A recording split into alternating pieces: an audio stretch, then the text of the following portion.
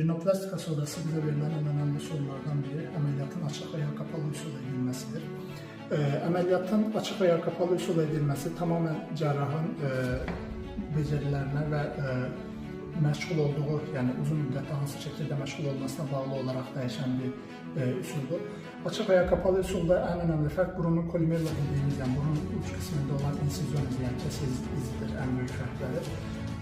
Bu tamamen cerrahın becerisinə və hansı usulda daha çox istifadə eləməsinə bağlı olaraq dəyişir. Ancaq açıq usulda toxmaları daha yaxşı hakimiyyət sağladığımız üçün, toxmalara daha detaylı şəkildə yaxınlaşa bildiyimiz üçün açıq usul hər zaman kapalı usula nəzərən ilerleyen zamanlarda revizyon əməliyyat riskinin daha küçük olduğu, yəni təkrar əməliyyat ehtiyacının daha az olduğu usuldur.